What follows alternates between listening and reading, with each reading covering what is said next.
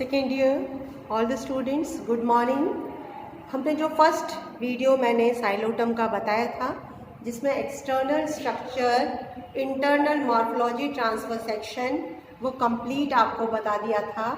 आज हम लोग पढ़ेंगे साइलोटम का रिप्रोडक्शन। साइलोटम में रिप्रोडक्शन पढ़ेंगे। केवल दो प्रकार का रिप्रोडक्शन पाया जाता है साइलोटम में, वेजिटेटिव है और स्पोर्स के माध्यम से जो सेक्सुअल रिप्रोडक्शन होता है। वेजिटेटिव रिप्रोडक्शन भी केवल एक प्रकार से होता है, गैमा के माध्यम से।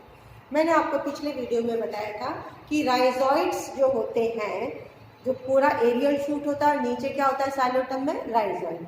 राइजॉइड्स के टिप्स पे कुछ आकृति बन जाती है, मल्टी सेलुलर आकृतियाँ होती है, बहुकोशिकीय ओवल आकृति, ओवल शेप की होती है। मोटाई में केवल एक थिकनेस होती है, यानी इस कोशिका के पीछे कोई कोशिका नहीं है।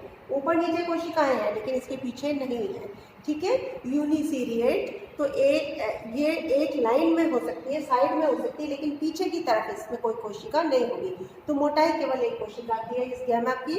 और ये गैमा जब टूट जाता है राइजॉइड से तो नया स्पोरोफाइट का पादप बना देता है, क्योंकि गैमा भी कैसा होगा, डिप्लॉइड होता है। ओके, जब ये स्पोरोफाइट के ऊपर बनता है तो स्पोरोफिटिक गैमा कहलाता है। कई बार क्या होता है, जो गैमेटोफाइट बनेगा, गैमेटोफाइट बनता है स्पोर्स के माध्यम से, और गैमेटोफाइट हमेशा हैप्लॉइड होता है, क्योंकि स्पोर्स कब बनते हैं, मियोसिस के बाद में, ठीक है। तो गैमेटोफाइट हमेशा अगुणित होगा, और उस गैमेटोफाइट पे भी कई बार राइजॉइड्स निकलते हैं, राइजॉइड्स होते हैं गैमेटोफाइट के, और उन राइजॉइड्स के शीर्ष पे जो गैमा बनते हैं उनको गैमेटोफिटिक गैमा कहते हैं। ये गैमा टूट करके स्पोरोफाइट नहीं बनाएंगे, वापस गैमेटोफाइट ही बनाएंगे। जैसे स्पोरोफाइट का गैमा टूट के स्पोरोफाइट बनाता है, उसी तरीके से गैमेटोफाइट का गैमा टूट करके गैमेटोफाइट ही बनाएगा। बनते दोनों में राइजॉइड्स के ऊपर है। स्पोरोफाइट पे भी जो नीचे राइजॉइड है, इस पे गैमा बनते हैं, और गैमेटोफाइट में भी आगे मैं बताऊंगी राइजॉइड्स बनते हैं जिसके ऊपर गैमा बनते हैं। स्पोरोफाइट का गैमा टूट के स्पोरोफाइट बनाएगा, गैमेटोफाइट का गैमा टूट करके गैमेटोफाइट बनाएगा। तो ये वेजिटेटिव रिप्रोडक्शन सिंपल गैमा के माध्यम से होता है। अब हम पढ़ते हैं रिप्रोडक्शन बाय स्पोर्स। आपको एक जनरल आउटलाइन बता दी जाए, मैंने शुरू में भी बताई थी कि टेरिडोफाइट का जो मेन प्लांट है वो एक स्पोरोफाइट होता है, और स्पोरोफाइट हमेशा द्विगुणित होता है, डिप्लॉयड होता है। स्पोरोफाइट के अंदर मियोसिस होगी, और मियोसिस के बाद में स्पोर्स बनते हैं। तो स्पोर्स मियोसिस के बाद बनेंगे तो कैसे हो जाएंगे, हैप्लॉइड हो जाएंगे, ठीक है। ये स्पोर्स जो हैं ये दो प्रकार के भी हो सकते हैं और एक सेम भी हो सकते हैं, मेगास्पोर भी हो सकते हैं और माइक्रोस्पोर भी हो सकते हैं, जो मैंने जनरल कैरेक्टर्स में आपको बताया था। और ये सारे एक जैसे भी हो सकते हैं, यानी होमोस्पोरस प्रजाति भी हो सकती है। तो साइलोटम एक होमोस्पोरस प्रजाति है। साइलोटम कैसी प्रजाति है, एक होमोस्पोरस प्रजाति है। इसके अंदर सारे स्पोर्स एक जैसे बनते हैं। स्पोर्स किस में बनेंगे, स्पोरोफाइट में बनेंगे, मियोसिस के बाद बनेंगे, तो सारे के सारे हैप्लॉइड होते हैं। ये स्पोर्स फिर किसको जन्म देते हैं, गैमेटोफाइट को। स्पोर्स किसको बनाते हैं, गैमेटोफाइट को, क्योंकि गैमेटोफाइट कैसा होता है, हैप्लॉइड होता है। गैमेटोफाइट को प्रोथैलस भी कहते हैं, ठीक है। तो अब रिप्रोडक्शन जो स्पोर्स के माध्यम से होता है साइलोटम में, ये स्पोर्स एक स्पेशल प्रकार का स्पोर्स, वैसे किसके अंदर बनते हैं, स्पोरेंजिया के अंदर, लेकिन यहाँ पे 3 स्पोरेंजिया एक साथ जुड़े हुए हैं, इसलिए ये स्ट्रक्चर जिसमें 3 स्पोरेंजिया एक साथ जुड़े हुए हैं, इसको कहते हैं साइनेंजियम। ये साइलोटम में ही पाया जाता है, क्योंकि इसमें 3 स्पोरेंजिया एक साथ जुड़े रहते हैं, और ये 3 स्पोरेंजिया का जो संरचना है इसको साइनेंजियम कहते हैं। यानी इसमें 3 स्पोर सैक है जिसके अंदर स्पोर्स है, स्पोर सैक या स्पोरेंजिया, ठीक है। ये 3 स्पोरेंजिया हैं, और इन 3 स्पोरेंजिया की एक मोटी सी ये साइनेंजियम की भित्ति है। ये पूरा स्ट्रक्चर तो साइनेंजियम कहलाएगा। ये साइनेंजियम की भित्ति है मोटी सी, उसके बाद में 3 स्पोरेंजिया है। इसका जर्मिनेशन यूस्पोरेंजिएट टाइप का होता है, जो आप पढ़ लीजिएगा। यूस्पोरेंजिएट डेवलपमेंट होता है स्पोरेंजिया का, और स्पोरेंजिया के अंदर ये स्पोर मदर सेल्स हैं। स्पोर मदर सेल्स में क्या होगा, इन स्पोर मदर सेल्स के अंदर रिडक्शन, डिवीजन यानी मियोसिस होगी, और मियोसिस के बाद में फिर इसके अंदर बनेंगे ये स्पोर्स, ठीक है। तो ये 3 स्पोरेंजिया एक साथ जुड़े हुए हैं। तीनों की एक कॉमन भित्ति जो है साइलेंजियम की वॉल हो गई। प्रत्येक स्पोरेंजिया में स्पोर मदर सेल्स होंगे और स्पोर मदर सेल्स में मियोसिस होगी, यानी अर्धसूत्री विभाजन होगा। उसके बाद स्पोर्स बनेंगे और स्पोर्स जो होते हैं ये स्पोर की संरचना है और ये हैप्लॉइड होते हैं सारे स्पोर्स, क्योंकि किसके बाद बने हैं, मियोसिस के बाद में बने हैं।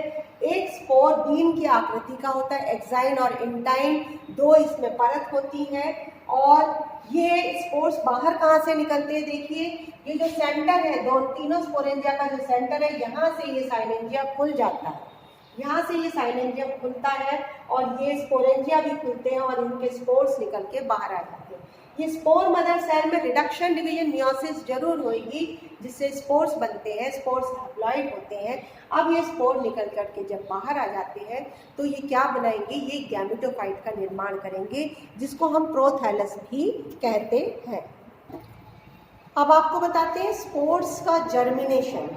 जब ये स्पोर्स साइलेंजियम में से निकल के आते हैं, उसके बाद 3 से 4 महीने के बाद इनका जर्मिनेशन होता है। 3 से 4 महीने लगते हैं स्पोर्स को जर्मिनेट करने में। उसके बाद जब जर्मिनेशन होता है तब ये स्पोर जो मैंने बताया था बीन की आकृति के होते हैं, पहले पानी को एब्जॉर्ब करते हैं। पानी को एब्जॉर्ब करने के बाद इनकी जो बाहर की एक्साइन है वो रप्चर हो जाती है, टूट जाती है, और जो इंटाइन है वो इस तरीके से पाउच के रूप में बाहर निकलती है। इंटाइन जो है एक बैलून की तरह बाहर निकल के आ जाती है और ये एक्साइन टूट जाती है। अब इसमें बहुत सारे माइटोसिस होती है और माइटोसिस और डिविजन्स होते हैं। डिवीजन के बाद में ये गैमेटोफाइट या प्रोथैलस बन करके तैयार होता है। This is a gametophyte. इसको हम प्रोथैलस भी कहते हैं, इसको हम प्रोथैलस भी कहते हैं। ये जो गैमेटोफाइट है जो मैच्योर होता है 0.5 से 2.5 मिलीमीटर डायमीटर का होता है। इसका डायमीटर 0.5 से 2.5 मिलीमीटर होता है ये प्रोथैलस। इसकी शेप इर्रेगुलर और ये ज़मीन के नीचे रहता है, सब टेरेनियन रहता है। ये इर्रेगुलर शेप है इसकी, हालांकि थोड़ी सी डाइकोटमस ब्रांचिंग इसके अंदर देखी जाती है, लेकिन ये इर्रेगुलर। यहाँ एपिकल सेल्स होते हैं, मेरिस्टेमेटिक सेल्स, जिससे ये ग्रो करता है। इसमें ये सारे में आप सेल्स भर देंगे, तो पूरा का पूरा बना हुआ है। इसमें क्या बनाएंगे आप, इस तरीके से कोशिकाएं बना देंगे कंप्लीट। जो कंप्लीट कोशिकाएं इसके अंदर भरी हुई है। और यहाँ पे ऊपर की तरफ यहाँ पे क्या है, मेरिस्टेमेटिक कोशिकाएं हैं जिनसे ये डिवाइड करता है। ये सारा का सारा पूरा का पूरा आप किससे भर दोगे, कोशिकाओं से भरेंगे। इसमें बहुत सारे राइजोइड्स पाए जाते हैं, चारों तरफ आपको दिख रहे हैं ये राइजोइड्स हैं। ये राइजोइड्स किसके हैं, गैमेटोफाइट के। इन राइजोइड्स के शीट्स पे भी गैमा पाए जाते हैं, जो मैंने बताया था गैमेटोफिटिक गैमा कहलाते हैं, और वो टूट करके वापस से प्रोथैलस का ही निर्माण करते हैं। अब इस प्रोथैलस या गैमेटोफाइट के अंदर ये जो कोशिकाएं हैं पैरेन्काइमा की, उसमें मैक्सिमम कोशिकाओं में माइकोराइजा भरा हुआ है, फंगस, माइकोराइजल फंगस भरी हुई है। और वो फंगस इस प्रोथैलस को पोषण देती है, न्यूट्रिशन देती है। इसलिए गैमेटोफाइट कैसा हुआ, सैप्रोफाइट है। सैप्रोफाइट का मतलब है ये स्वयं अपना भोजन नहीं बना पा रहा है, ये किससे भोजन ले रहा है, कवक से ले रहा है, जो कि इसकी कोशिकाओं के अंदर भरी हुई है। कवक इसको न्यूट्रिशन प्रदान कर रहा है, पोषण प्रदान कर रहा है। तो गैमेटोफाइट या प्रोथैलस एक ही नाम है। कैसा हुआ, सैप्रोफिटिक हुआ। अब उसके बाद में आपको बताएं कि इसके अंदर ये दिख रहे हैं आपको, ये एंथेरिडिया और आर्किगोनिया है। ये क्या है, सेक्स ऑर्गन्स है इसके ऊपर जो बने हुए हैं, एंथेरिडिया एंड आर्किगोनिया। इसके अंदर बहुत सारे, क्योंकि ये होमोस्पोरस प्रजाति है और सारे स्पोर्स एक ही प्रकार के थे, इसलिए एक ही प्रकार का प्रोथैलस बनेगा। नर और मादा प्रोथैलस अलग अलग नहीं बनेंगे, मेल गैमेटोफाइट और फीमेल गैमेटोफाइट नहीं बनेगा, एक ही कॉमन गैमेटोफाइट बनता है। किससे, स्पोर ने किसका बनाया, गैमेटोफाइट। गैमेटोफाइट के ऊपर क्या बनेंगे, गैमीट्स, युग्मक। और युग्मक किसके अंदर बनते हैं, एंथेरिडिया और आर्किगोनिया के अंदर। तो ये बहुत सारे एंथेरिडिया और आर्किगोनिया इसमें धसे रहते हैं प्रोथैलस के अंदर। और ये एंथेरिडिया अब एंथ्रोजॉइड बनाएंगे और आर्किगोनिया के अंदर एग होता है, फिर दोनों का फर्टिलाइजेशन होगा। तो अब मैं आपको बताती हूँ सेक्स ऑर्गन्स के बारे में। अब देखिए, जो सेक्स ऑर्गन्स मैंने बताए जो कि गैमेटोफाइट के ऊपर रहते हैं, जो गैमेटोफाइट पे रहते हैं, और वो गैमेटोफाइट के ऊपर अंदर धसे रहते, थोड़ा सा पोर्शन उनका बाहर निकला रहता है।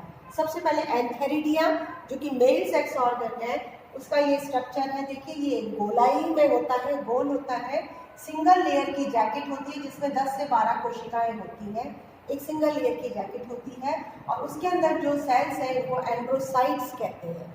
ये प्रत्येक एंड्रोसाइट का जो साइटोप्लाज्म है वो एक स्पाइरल स्ट्रक्चर में डेवलप हो जाता है जिसको एंथ्रोजॉइड कहते हैं।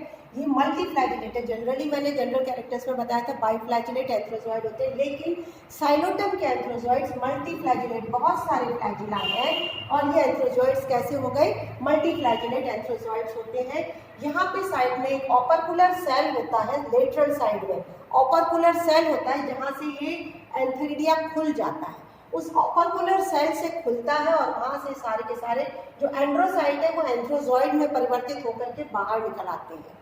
सारे के सारे कहाँ आ जाते हैं, बाहर आते हैं। और थोड़ी नमी चाहिए जिसमें इस नमी में, मॉइस्चर में ये तैर करके कहाँ तक पहुँचते हैं, आर्किगोनिया तक। आर्किगोनिया भी उसी, उसके ऊपर ये मोनीशियस है।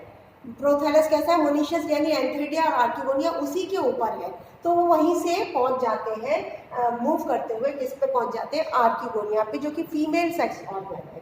ये आर्किगोनिया यहाँ तक पूरा धंसा रहता है प्रोथैलस में, केवल इतना सा छोटा सा नेक का पोर्शन प्रोथैलस के ऊपर निकला रहता है, बाकी उसमें धंसा रहता है। इस नेक में ये 4 रो होते हैं, नेक के अंदर 4 रो है और 2 नेक कैनाल सेल्स होते हैं। सेंटर में यहाँ पे सबसे नीचे एक वेंटर कैनाल सेल है और ये एग है, और इस पूरे पोर्शन को वेंटर कहते हैं, इस पोर्शन को नेक कहते हैं, इस पोर्शन को वेंटर कहते हैं। ठीक है, अब क्या होता है, फर्टिलाइजेशन होगा। फर्टिलाइजेशन में एंथ्रोजॉइड्स तैयार है।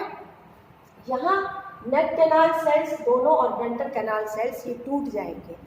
टूटने के बाद एक म्यूसिलेज बनता है, पानी एब्जॉर्ब करेगा म्यूसिलेज, यहाँ से ये ऊपर से ये खुल जाएगा, नेक खुल जाएगा। खुलने के बाद में एक स्मेल जो होती है, स्मेल से अट्रैक्ट होकर एंथ्रोजॉइड्स इसके अंदर आते हैं बहुत सारे। उनमें से कोई एक एंथ्रोजॉइड इस एग को फर्टिलाइज करता है। केवल एक जब फर्टिलाइज करेगा तो बाकी एंथ्रोजॉइड्स निकल के वापस बाहर चले जाते हैं। अब ये एग आफ्टर फर्टिलाइजेशन क्या कहलाएगा, जाइगोट। अब इसको जाइगोट कहेंगे आफ्टर फर्टिलाइजेशन। तब बिना फर्टिलाइजेशन के तो ये एग कहलाता था, फर्टिलाइजेशन के बाद कहलाएगा जाइगोट। ये जाइगोट कुछ समय के पश्चात किसमें, बहुत सारे डिविजन्स के पश्चात किसको जन्म देता है, स्पोरोफाइट को।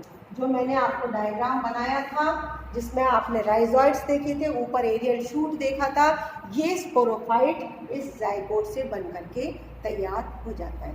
तो ये सिंपल साइलोटम की लाइफ साइकिल है जो मैंने आपको बताई है, कंप्लीट। Thank you students.